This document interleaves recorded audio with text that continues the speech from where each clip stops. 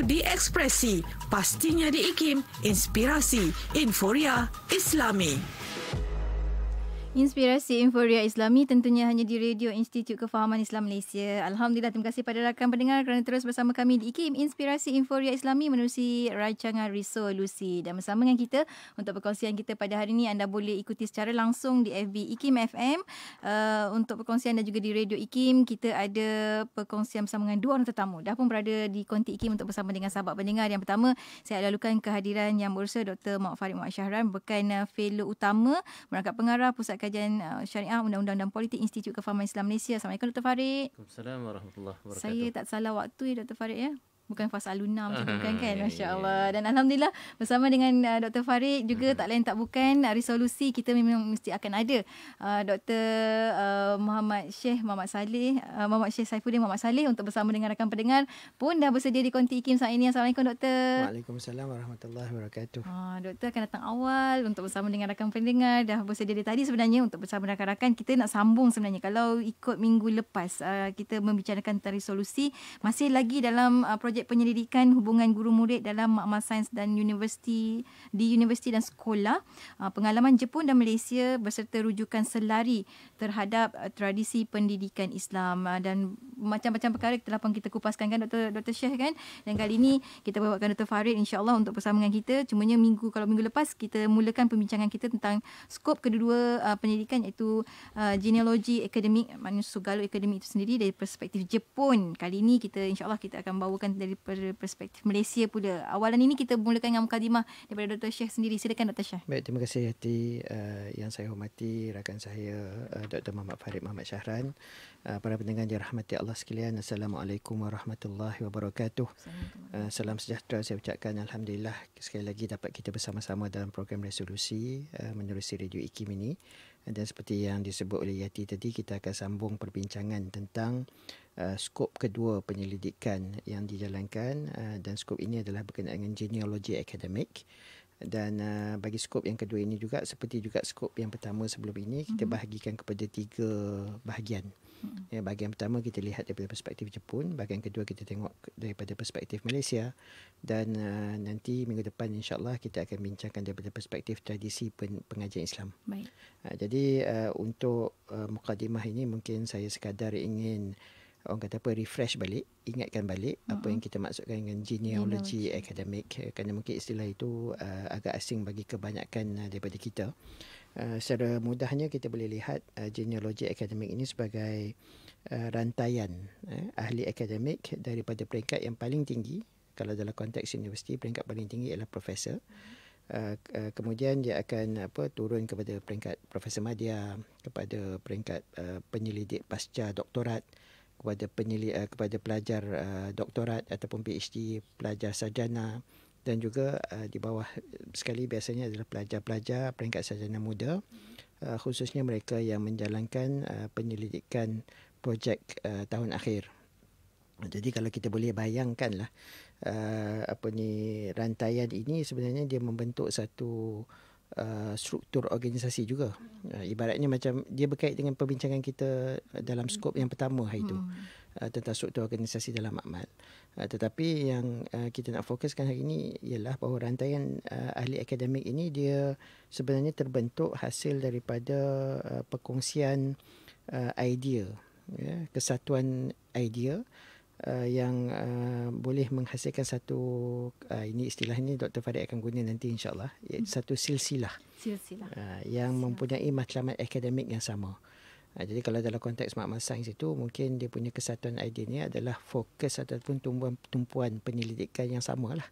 Jadi kekuatan genealogi akademik ini dia bergantung kepada kekuatan kesatuan tadi, ataupun kekuatan gagasan idea tadi, ataupun kekuatan ilmu yang hendak dibangkitkan. Jadi itu sebagai mukadimah, kita ingatkan balik apa yang kita maksudkan dengan genealogi akademik. Dan insyaAllah hari ini kita punya fokus adalah kepada apa yang ada di Malaysia. Genealogi akademik. Sekarang kita dah boleh terbiasakan kan Dr. Syekh kan tentang perkataan ini. Tadi bila Dr. Syekh sentuh contoh tentang silsilah ke salsilah sebenarnya. Kejap lagi kita akan tanyakan pada Dr. Farid kan mana istilah yang betul sebenarnya penggunaannya. Cuma yang Dr. Farid kan genealogi akademik ini sebenarnya memang suatu yang asing ataupun suatu perkara yang asing di Malaysia ke khususnya, macam tadi Dr. Syed dah sentuhkan juga sikit, dan di alam Melayu amnya. Boleh tak Doktor berikan sikitlah contoh tentang perkara ini di Malaysia supaya kita semua nampak lebih jelas lah wujud ke tidak ke, ada ke tidak ke sebenarnya di Malaysia. Silakan Doktor. Terima kasih Yati. Yang saya hormati sahabat saya Dr. Syekh Muhammad Saifuddin selaku panel hari ini dan juga ketua kepada penyelidikan yang kita bicarakan ini, Yati. Dan saya amat beruntung kerana dapat diturut sertakan dalam penyelidikan yang cukup penting ini, kerana seperti yang disebut oleh Dr. Syekh tadi, dia mengkaji aspek genealogi akademik dalam konteks hubungan murid ini dengan membandingkan 3 suasana, 3 konteks yang berada di Jepun, di Malaysia dan kita kaitkan juga dengan tradisi pendidikan Islam. Dan yang menariknya, Yati, kita melihat bahawa dapatan kajian kita bahawa di sana ada hubungan yang amat rapat dengan apa yang dibuat dalam konteks Jepun, dengan apa yang ada dalam tradisi Islam kita, dan sedikit sebanyak masih wujud dalam konteks sistem pendidikan kita di Malaysia pada hari ini. Dan Dr. Syed dah takrifkan tadi apa dia genealogi akademik. Nak sebut tu kena apa? Pandai lidah kena ni juga, Eti, sama ada dalam bahasa Inggerisnya genealogy ataupun dalam bahasa mungkin Arabnya tadi silsilah. Dan silsilah lah Doktor ya. Silsilah. Dan bahasa Melayu kita kadang-kadang sebut salasilah. Yang penting tidak silap lah. dia jangan salah sudah. Jangan salah. Yang penting silsilah. Jadi dia merujuk kepada kesatuan idea dan ilmu itu yang diikat melalui hubungan antara satu individu yang lain yang terlibat dalam sistem pendidikan itu. Dan kalau jadi ditanya sama ada perkara itu wujud di Malaysia, kita boleh lihat daripada 2 keadaan. Dari segi tradisinya, sebenarnya bagi saya silsilah ataupun genealogi akademik ini wujud hasil daripada tradisi Islam yang sudah ada di negara kita sejak berzaman. Dan itu nanti akan dihuraikan lebih lanjut pada minggu hadapan oleh ahli penyidik kita yang fokus tentang perkara itu. Tetapi ia amat berkait juga dengan suasana kita di Malaysia pada hari ini, kerana Malaysia itu sendiri alam Melayu, sebahagian daripada alam Melayu yang mendapat tempias Islamisasi yang begitu kuat. Dalam alam Melayu kita ini, pendidikan kita khususnya pendidikan agama itu amat rapat dengan tradisi Islam itu secara keseluruhannya. Dan kalau kita tengok, Yati dan Dr. Syekh, kalau kita lihat dalam konteks tradisi Islam itu sendiri, aspek pendidikannya itu amat diwarnai dengan konteks genealogi akademik atau silsilah ini. Contohnya apa? Contohnya dalam konteks Islam kita ini bila mengajar agama misalnya, kita amat berhati-hati dalam menyampaikan, memindahkan satu ilmu yang lain.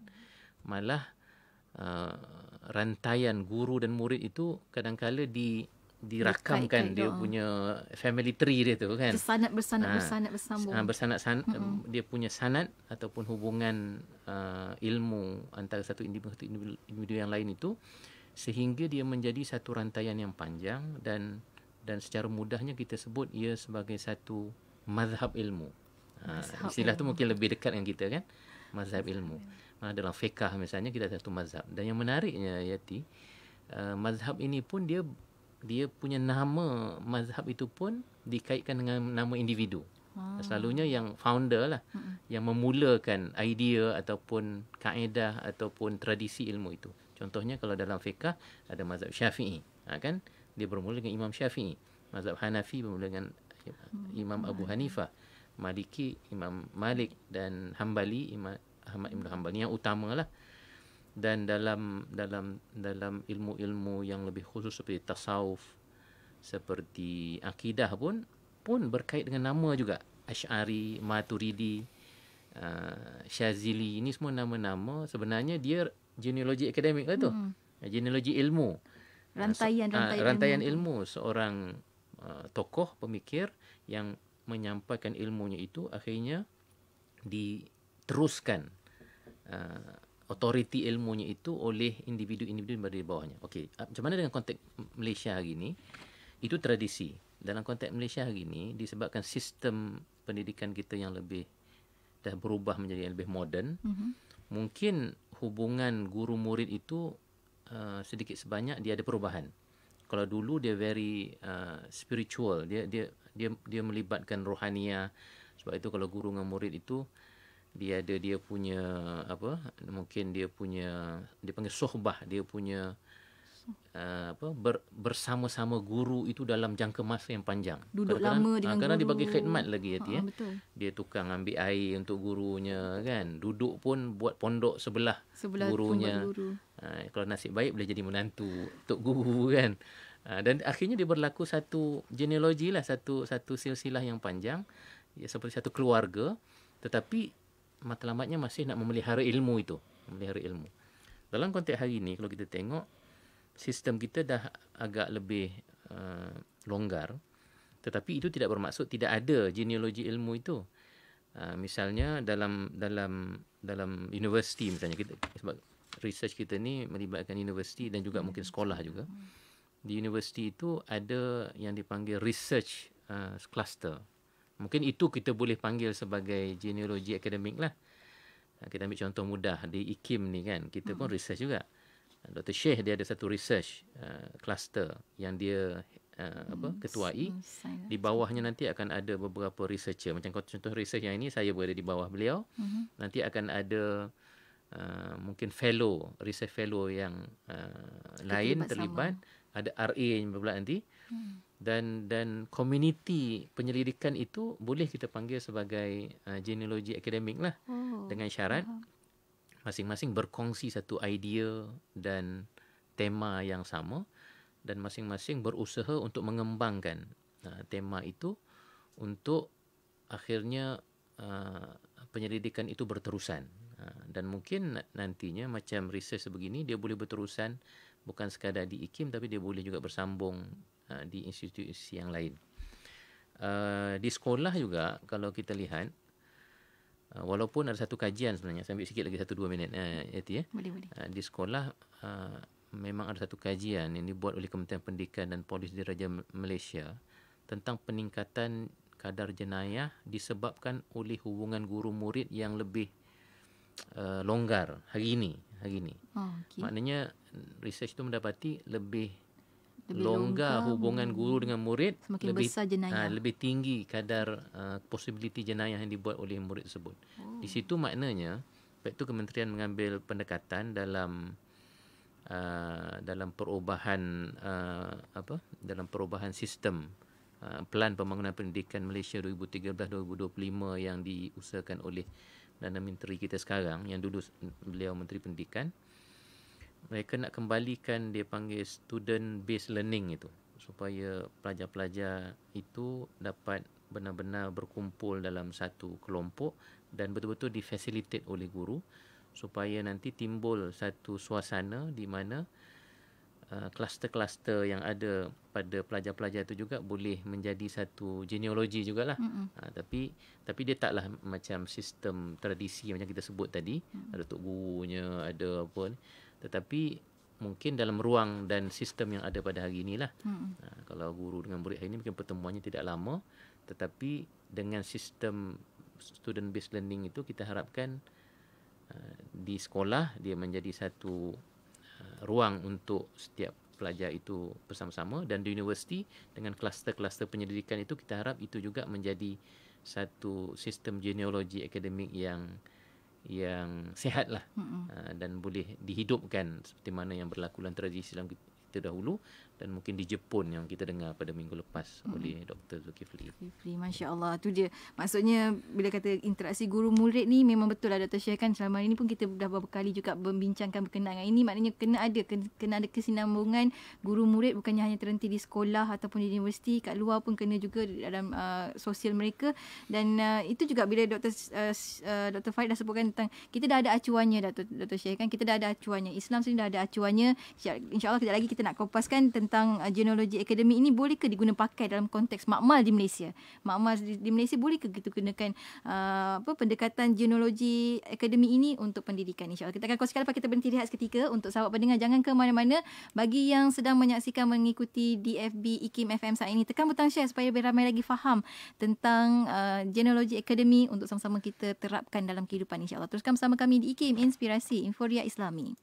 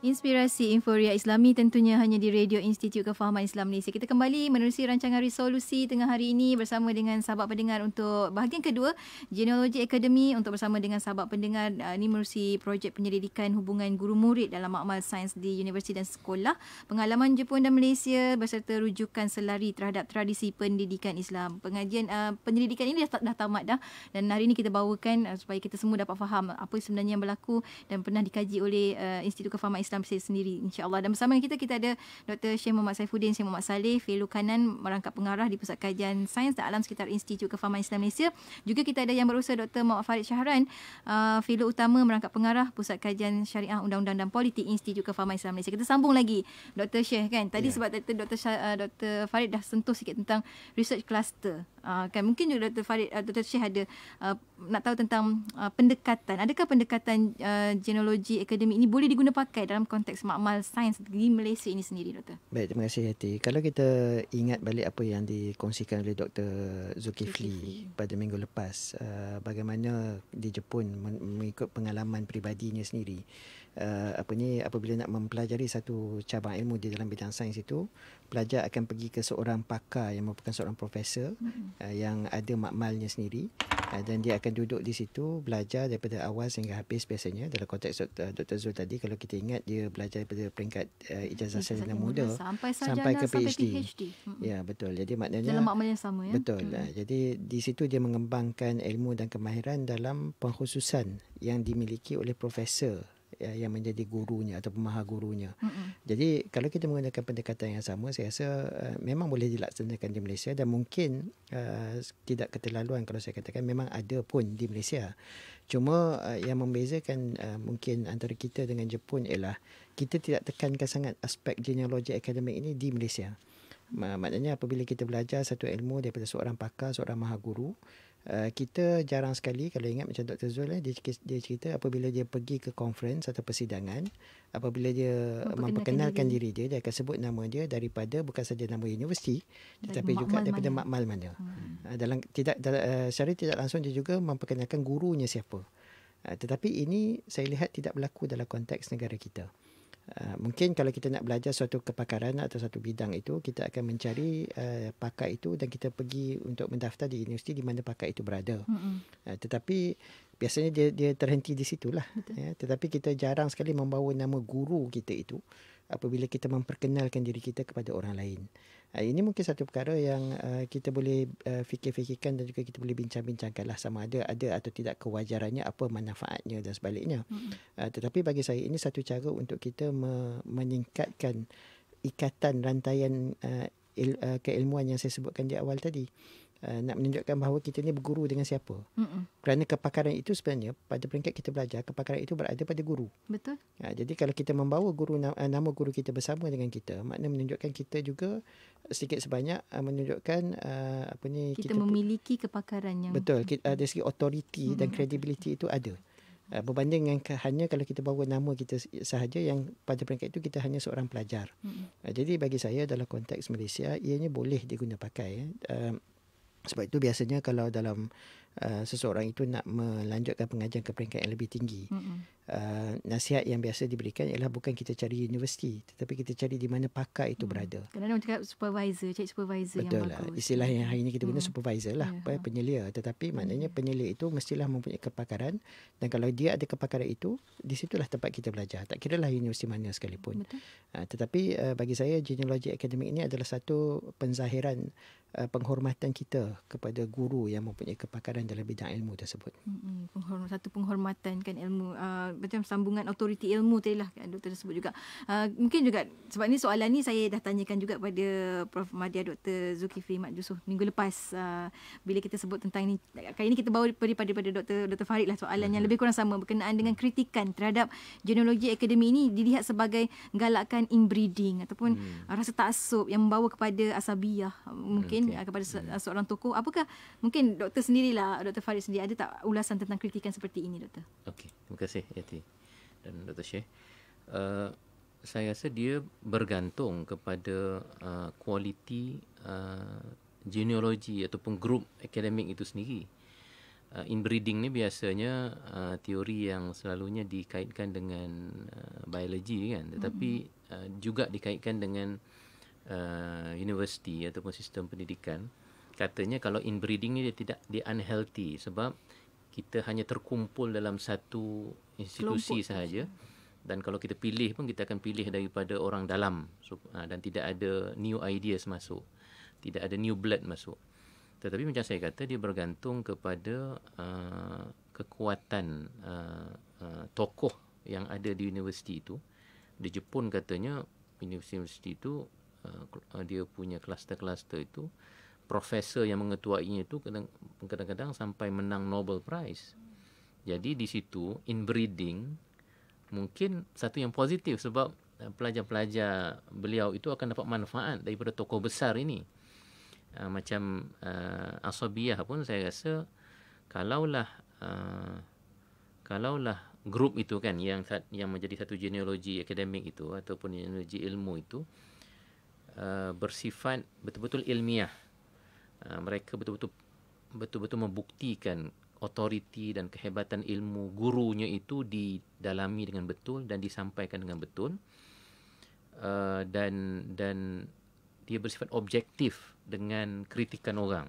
Kalau orang mengkritik idea gurunya, mereka boleh menjawab dengan baik dan boleh mempertahankan. Saya rasa dia tidak sama seperti yang kita sebut sebagai asabiyah. Malah asabiyah pun sebenarnya kalau kita baca Ibn Khaldun ada aspek positif pada asabiyah.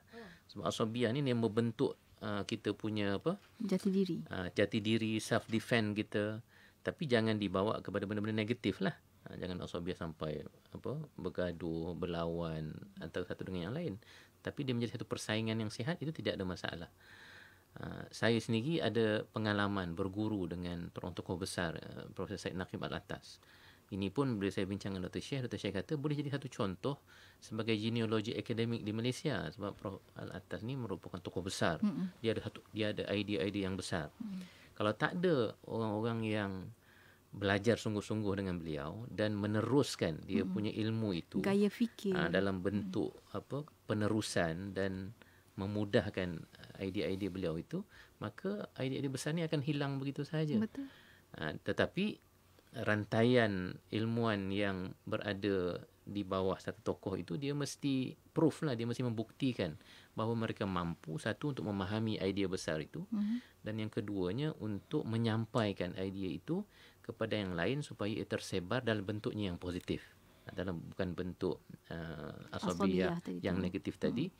Dan kalau dia berlaku inbreeding pun, macam saya sebut tadi, kalau tokohnya itu tokoh yang hebat, sebenarnya dia tidak merugikan. Kerana dia akan sambung genetik dia yang akan baik dapat menyambung. Genealogi itu dapat disambung dengan baik, seperti mana yang berlaku dalam tradisi kita dahulu. Kalau ada tokoh besar dalam satu mazhab misalnya, maka ulama-ulama yang berada di bawahnya itu dapat meneruskan dia punya kehebatan ilmunya itu dan mendapat manfaat kepada yang lain.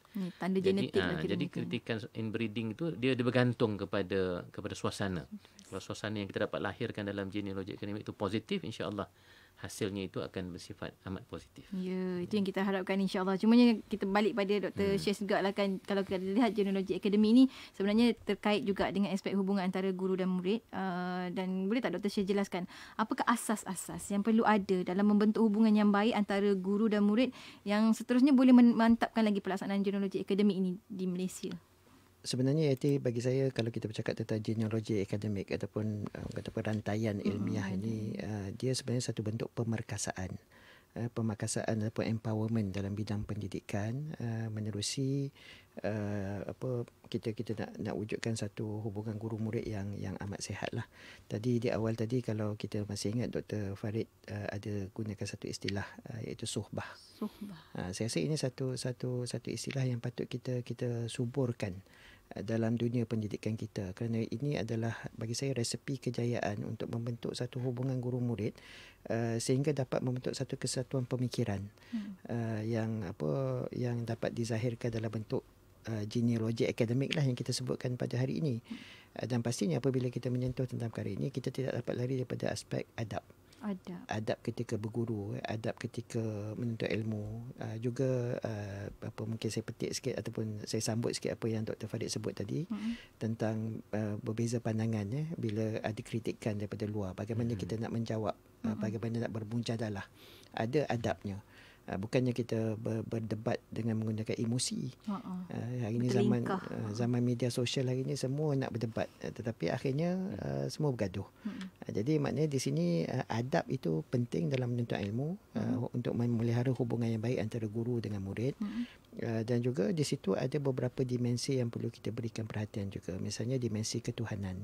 Maksudnya di sini dalam kita belajar ilmu ataupun dalam guru mengajar ilmu, tujuannya adalah untuk menyahut seruan agama sendiri, untuk meningkatkan ilmu yang ada dalam diri kita, yang seterusnya dapat kita gunakan untuk kita hayati dan juga untuk kita amalkan. Kenapa ini penting? Kerana kita nak membawa diri kita lebih dekat kepada Allah Subhanahu Wa Taala, untuk meningkatkan keimanan dan ketakwaan kita kepada Allah Subhanahu Wa Taala. Ada juga dimensi kemasyarakatan, iaitu peranan ilmu yang pelbagai sebagai muallim, sebagai murabbi, sebagai muadib dan juga sebagai mursyid contohnya.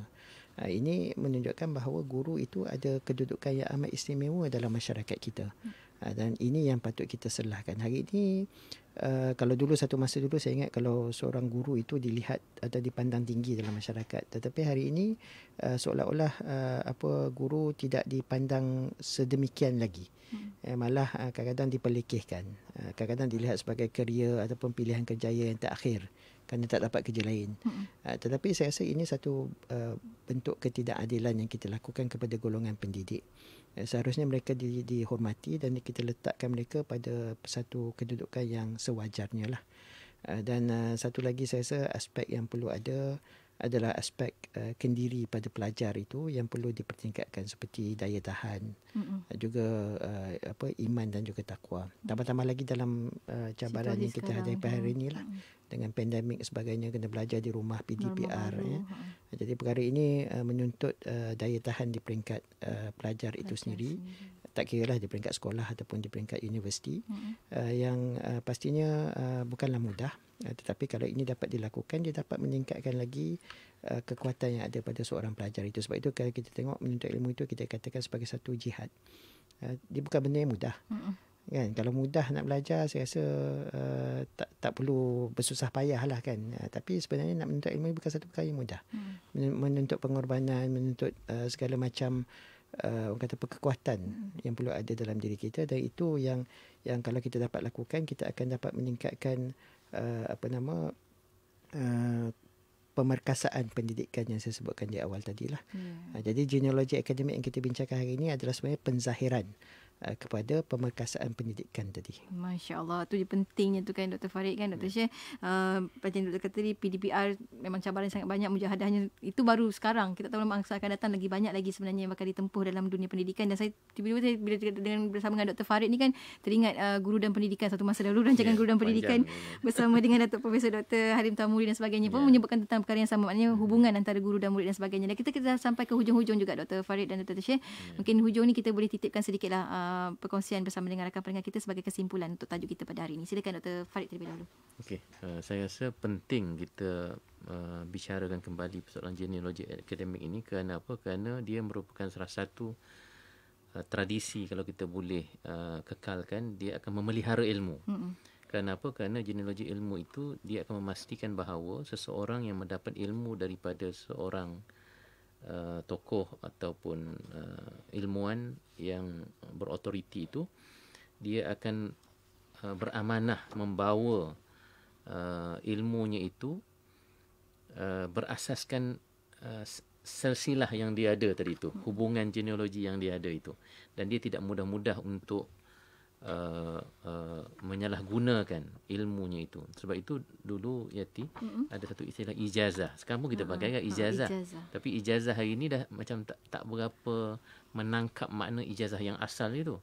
Dalam tradisi Islam kita tu, ijazah tu maknanya seseorang yang dah dapat ilmu daripada satu guru tu, dia macam diberi amanah oleh guru itu untuk menyampaikan ilmu itu secara menyeluruh, secara komplit lah.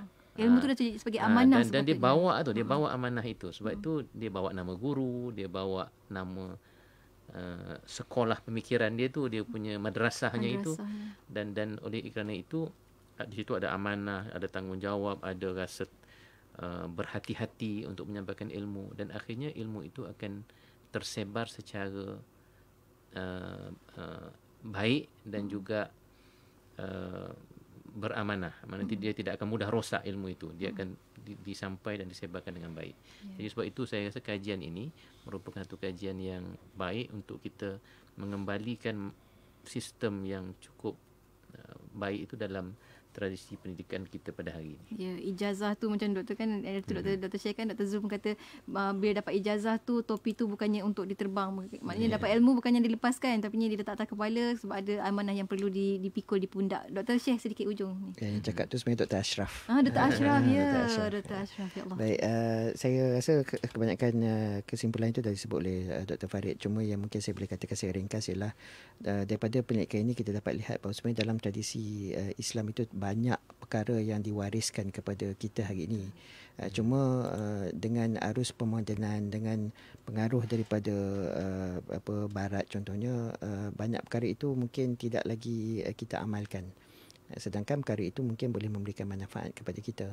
Jadi di sini menjadi cabaran bagi generasi hari ini untuk melihat kembali apa yang baik daripada tamadun Islam itu, yang boleh kita serlahkan kembali, yang boleh kita amalkan kembali.